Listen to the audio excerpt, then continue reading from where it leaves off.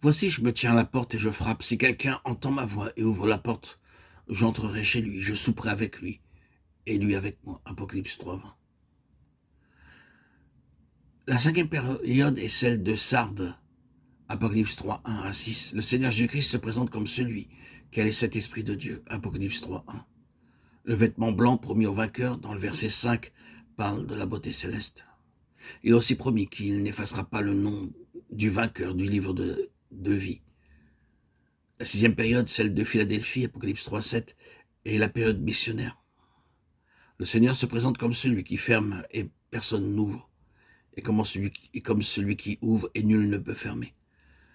Dans le verset 12, il donne une quadruple promesse au vainqueur. Il sera une colonne dans le temple de Dieu, une source de force pour les autres croyants. Il portera le nom de la cité de mon Dieu. Mon nom est par-dessus tout le nom de mon Dieu. Dans Apocalypse 3:14, nous avons la septième période, ou la période de la Odyssée. Le Seigneur se présente comme le commencement et la fin, il est le commencement de la création. Dans le verset 15, il dénonce l'état de l'Église à ses yeux, tiède, indifférente, sans fin pour la parole de Dieu, mais seulement formaliste, désirant la respectabilité, posséder beaucoup de livres, des édifices, de l'argent.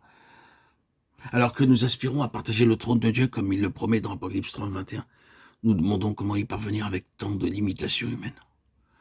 Nous partageons ce trône, non pas à cause de ce que nous sommes, mais à cause de l'alliance de Dieu, selon sa promesse. Je ne violerai point mon alliance, psaume 89:35.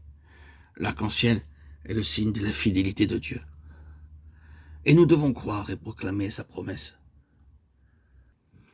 Je ne violerai point mon alliance et je ne changerai pas ce qui est sorti de mes lèvres. Psaume 89:35. Il y a 7 couleurs dans l'arc-en-ciel répondant à cette alliance. La première, Dieu fit alliance avec Adam, Genèse 3:15. Puis Dieu fit alliance avec Noé, Genèse 9:9-11. Puis enfin, Dieu contracta la troisième alliance avec Abraham, une alliance éternelle, Genèse 17:19. La quatrième fut que Dieu fit alliance avec Moïse, Exode 34:27.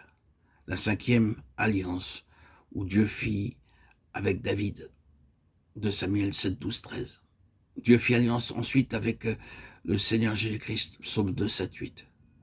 Et la septième fut que Dieu fit alliance avec le croyant, Hébreux 10:12-17. Apocalypse 21:7 promet que le vainqueur héritera toutes ces choses. Le chapitre 4 et 5 révèle la gloire du Seigneur Jésus-Christ dans l'Église céleste, quand l'Église sera parvenue à la perfection. Il y avait un arc-en-ciel autour du trône. Le Saint-Esprit de Dieu parle de la plénitude du Saint-Esprit, Apocalypse 4:5. Les 4 êtres parlent de 4 grandes vertus du Seigneur Jésus-Christ que nous partageons lorsque nous venons sous son gouvernement. Le lion est le plus fort des animaux, Proverbe 30:29-30. Il peut traverser une rivière même si le courant est fort. Le bœuf s'utilise pour labourer. Un bœuf faible est joint à un bœuf plus robuste qui supporte la plus lourde charge. Matthieu 11:28-30. Le Seigneur Jésus-Christ devint un homme comme nous. Hébreux 2:17. Il permit d'être tenté comme nous. Il compatit à nos faiblesses. Aussi pouvons-nous nous rapprocher hardiment du trône de la grâce.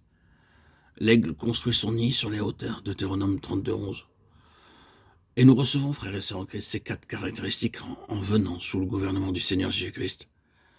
Les vieillards représentent les vainqueurs, plein d'adoration, Apocalypse 4:10-11. La principale caractéristique d'un vainqueur, c'est qu'il est rempli d'adoration. S'il n'y a pas d'adoration, alors il y a peu de croissance. Frères et sœurs en Christ, nous pouvons avoir un bon enseignement, mais s'il n'y a pas d'adoration, il n'y a pas de croissance.